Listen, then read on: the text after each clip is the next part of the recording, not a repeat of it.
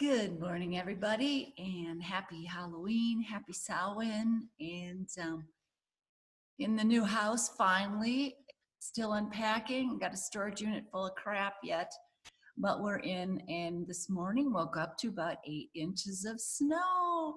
I guess that's what happens when you live 8,500 feet up in the mountains. But anyways, I just wanted to connect with everyone on this great day. And I thought today I would pull a card to see where Gaia is at and if she has a message for those of you like me and you who watch these videos and who watch other videos like mine. But before I do that, I just wanted to let you guys, I just thought, if you get a chance, check out this book, Candlelight and Cobwebs. This is the third book that I wrote. And it has a Halloween theme to it. And it's a very interesting story.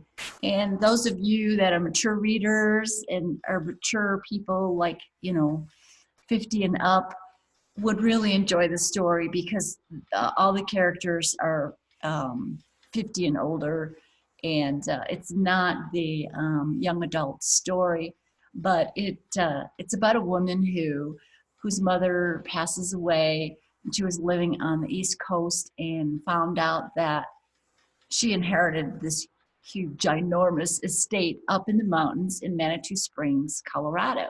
And Manitou Springs is probably one of the most haunted cities in the state of Colorado. So I incorporate a lot of the history of that in the story. But as soon as she walks into this ginormous mansion, she's hit with deja vus, bumps in the night, a very strange, large black cat, enormous black cat with blue eyes. She inherits horses, and she inherits her great-grandmother's diary. But the story takes you into 3 different lifetimes. And one happens to be during the oracles of Delphi, 350 BCE.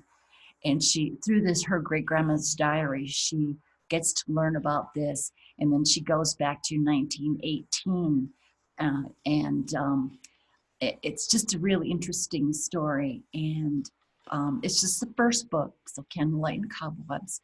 But I thought, because it has a Halloween theme, it takes place during this time of the year, and my girls, she finds out of her witchy heritage, and you can kind of see the big black cat back there. He's enormous. Hint, hint. So anyways, do check that out. Support a starving author. But anyways, how has Halloween been going for you guys? Which is New Year. It's, oh gosh, we're still in Venus retrograde. Have you guys been going crazy? My husband's a Scorpio. Oh my gosh. Don't move into a new house when we had to build this house first, because that's what we do, and move when Venus is in retrograde and being married to a Scorpio. Oh my goodness. It's, I need a vacation from him. No, I love him, but anyways. But the sky, I've been watching the sky and the colors. The other day, the colors, the sunrise was just amazing. And have you been seeing any more violet in the color? I've been seeing a lot of violet in the color, a lot of violet. We had a rainbow last week, violet in the rainbow, a lot of symbolism of Saint Germain. If you know anything about Saint Germain, a lot of that's coming to pass now. And but we're really heading into this new era, this new time, this new age. And it's kind of like the dark storm before the sun rises the next morning. And how it's just perfect timing for Halloween. And you can see my little gourd back there. Did you know that the Celts used the gourds? That was where the pumpkin originated from. I love pumpkins, but they used gourds and they would cut them open and put a candle in them, and they would, if they did their circles during this time of the year, they would get 12 gourds and they would put them around the circle, and that would protect them during their ceremonies from the nasty uh, ghosts, entities, beings that are out there, and the nasty ones weren't able to come into their circle. And seeing as this time of the year is, today is when the veil between the worlds is the thinnest, and you know, a lot of us celebrate, you know, those who have gone before us, you know, those who have turned the bend before us and are waiting for us to get through with our job in this lifetime, and once again be reunited with our families on the other side, not just the families here, but our true families on the other side. And but you know, watching the colors, and I'm always looking for signs from Gaia. And you know, I did a ceremony before we, oh God, I think 2 months ago, I did a ceremony, and I went out and I used the honey and the barley. And these are, you know, the barley is a feminine aspect of what the planet provides for us. I wanted to give back to her and just thank her, because we had to cut some trees, and you know, we're digging up the dirt, and you know, putting a house here where there used to not be a house. So I'm always, you know, giving thanks and being in gratitude, and every day just gratitude for everything, because everything we have, like I said before, everything we have, everything, every single thing we have is from her. She's our great mother. And so I thought today would be kind of fun. I've always been really good at pulling one card, you know, and for anybody, if somebody needs a little help with something, I'm really good at just pulling. All I need is just to pull one card, and I love these cards. It's the Earth Magic. Anybody have that deck? I love this deck. I also have the Wiccan runes. You know, those of you who are in the Norse witchery, but I'm such a goddess, a Gaia-Sophia girl. These are my cards, and they're just beautiful, the artwork on these cards.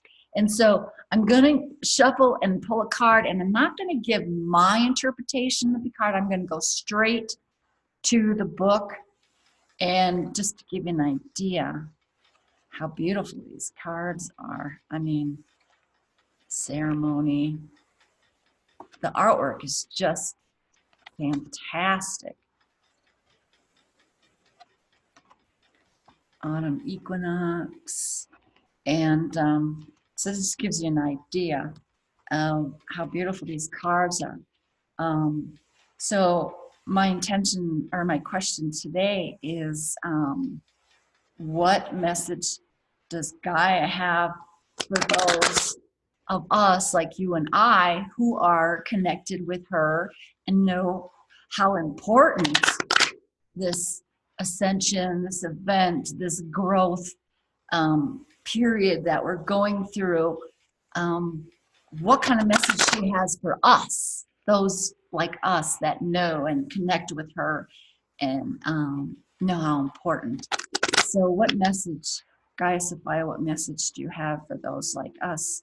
How are we doing on this point in time, and this journey that we're on together?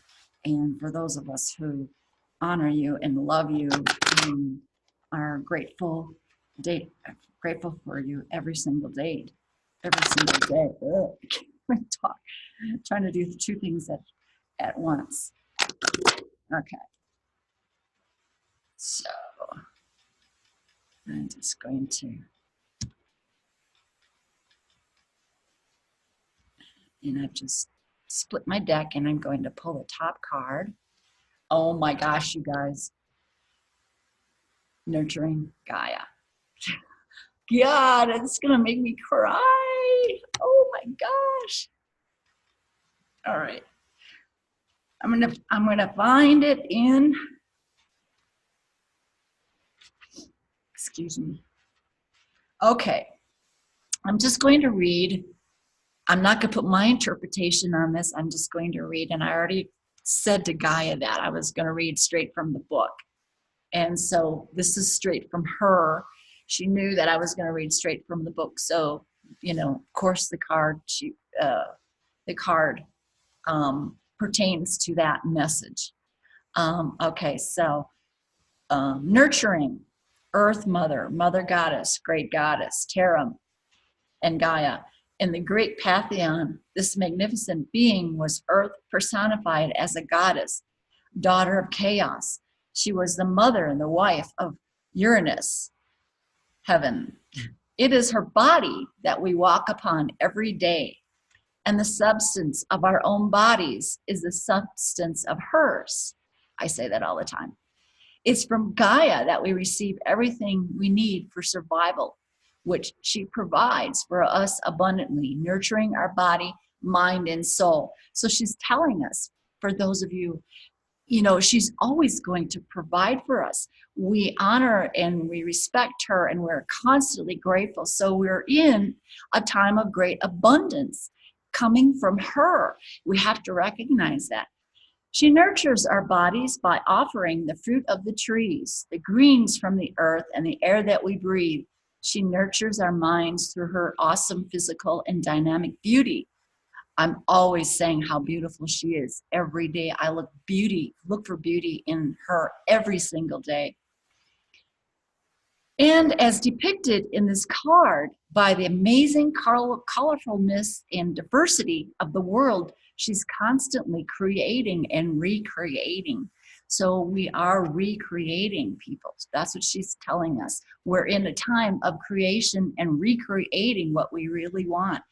She nurtures our souls by caressing us with her blessings each day and challenging us to be better humans through her response to our attentions and intentions.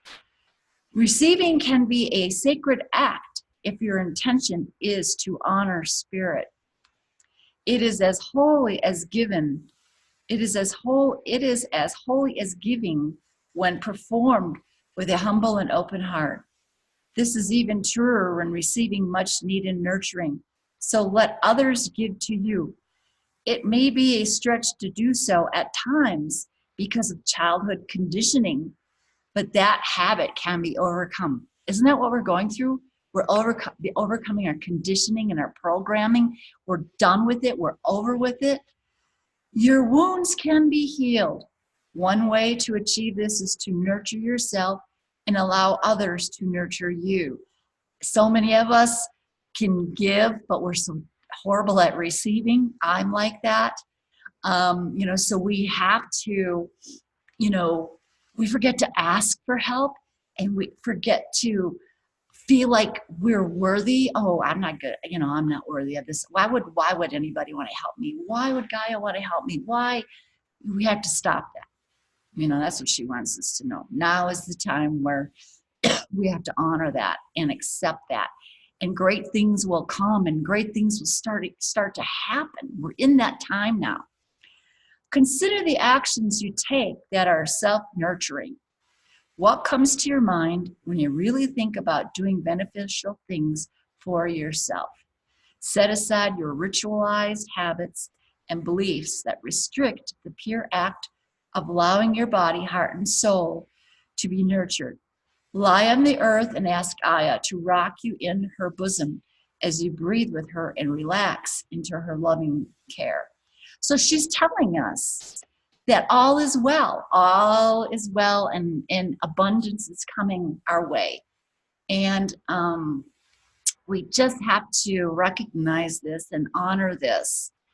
And, for me, I am into the heart math stuff, and that's the work that I'm going to be doing this spring with my horses, and I do a lot of heart math. And when you meditate, just put your hand on your heart and acknowledge your heart, because your heart is the vortex to the other side. You know, we are 3D. Our heart is the vortex to everything that is not 3D, everything that is not here, everything else. It's the vortex to everything else. It's our the connection, the silver cord, if you will, to your guides, your higher self, to Gaia, to the goddess, to the Father, whatever you believe in. And so by putting your hand there, you are acknowledging that, and you are patching into that. And so learning to use our heart in every decision that we make will start to bring great change in creativity and recreating and bringing us abundance as we go into this new year, which is new year. The world, the clock of the world has turned another notch, and so I think, that's the message that she has for you. How fitting. And yes, I really did pick that card. I know you didn't see me shuffle and pull it, but all I did was shuffle, and then I stacked 3 times, and then I took the top card, and yes, that was the top card. For those who question, I wouldn't have any other reason to fake a card, but so anyways, so really begin to connect with Gaia-Sophia, and that's where it's all at. And here I am living in another beautiful house up in the mountains, looking down on the city of Salida, watching the beautiful sunrises, and been manifesting this stuff my whole life. I just got to get my husband there. He's like my brick wall. I'm constantly working through that, but he's coming along. And I would also like to ask for you, if any of you are watching or have watched this, my youngest daughter, beautiful, beautiful woman, competent woman, is going through surgery today.